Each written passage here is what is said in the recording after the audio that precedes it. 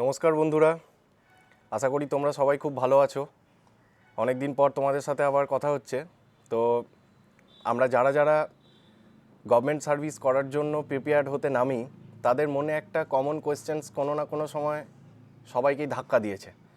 এবং প্রেজেন্টলি অনেক স্টুডেন্ট, মানে প্রায় প্রত্যেক দিন আমাকে এই কোয়েশ্চেনটা ফেস করতে হয়। একটা কমন কোয়েশ্চেন যেটা নিয়ে আজকে আমরা আলোচনা করব।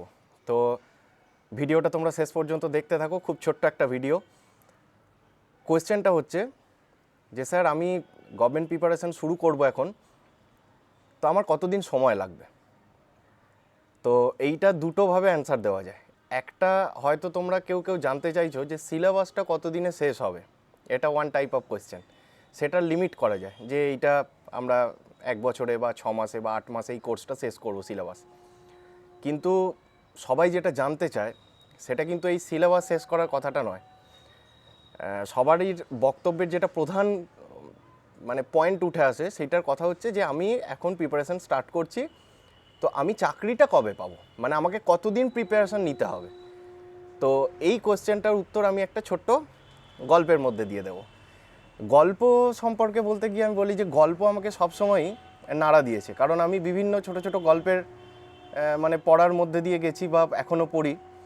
তো ছোট ছোট গল্প হলেও এগুলো আমার জীবনে খুব বড় বড় এফেক্ট ফেলেছে, এবং সেই কারণে আমি তোমাদের সাথে এটা শেয়ার করতে চাই। যদিও গল্পটা আমার নিজের নয়, আমি পড়েছিলাম কোথাও এক জায়গায়, তো সেখান থেকে আমি একটা ছোট্ট এটার উত্তর দেব গল্পের মধ্যে দিয়ে। একটি যুবক, মানে একদম তোমার আমার মতন বয়সী যুবক আর কি, যে যার 25 বছর 27 বছরের মতন বয়স। তো সে কি করেছে, এক গ্রামের মধ্যে দিয়ে এসে সেই গ্রামের এক শেষ প্রান্তরে একটা পাহাড় আছে। তো পাহাড়ের উপরে মন্দির আছে। তো সেই যুবকটি সেই মন্দিরে যাবে। এখন পাহাড়ে উঠতে হবে, তারপরে সে মন্দিরে পৌঁছাবে। তো পাহাড়ের পাদদেশে এসে সে দেখে কিনা যে একজন বয়স্ক মহিলা, মানে ঠাকুমা, একজন ঠাকুমা ধান কাটছে, নিজের জমিতে একলা ধান কাটছে। তো ছেলেটি তাকে জিজ্ঞেস করেছে যে ঠাকুমা, আমি এই পাহাড়ের উপরে যাব মন্দিরে, তো আমার কতক্ষণ সময় লাগবে? তো ওই ঠাকুমা কোনো উত্তর দেননি। ছেলেটি কয়েক সেকেন্ড স্টপ থেকে আবার জিজ্ঞেস করছে, ও ঠাকুমা, আমি এই পাহাড়ের উপরের মন্দিরটায় যাব, কত সময় লাগবে একটু বলো না?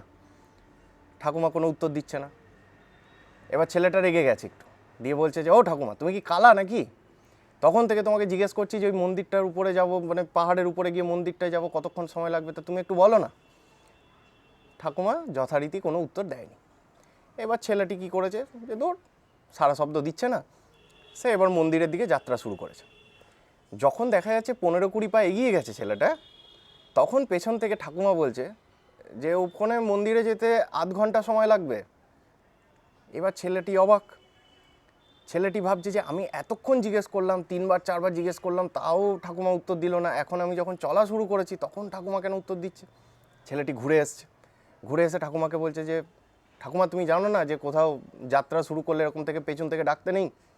তো তোমাকে তখন এতবার জিজ্ঞেস করলাম, তখন তুমি কোনো উত্তর দিলে না, এখন তুমি কেন উত্তরটা দিচ্ছ?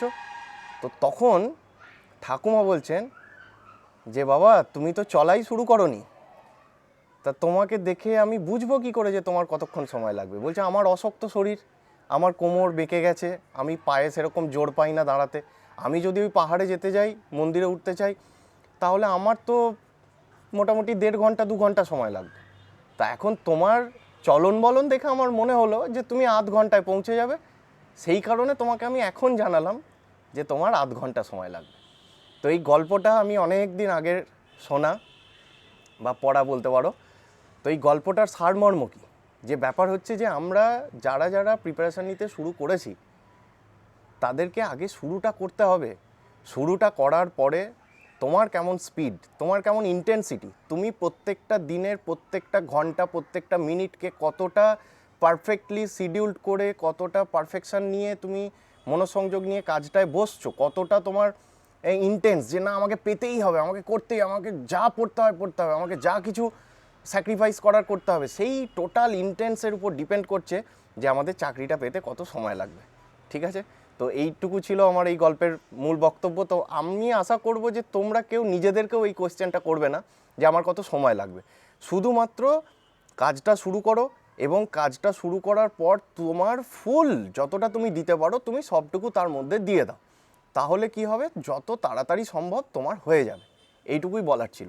তো তোমাদের ভিডিওটা ভালো লেগে থাকলে চ্যানেল সাবস্ক্রাইব করবে, লাইক করবে, কমেন্টস করবে এবং শেয়ার করতে অবশ্যই ভুলবে না।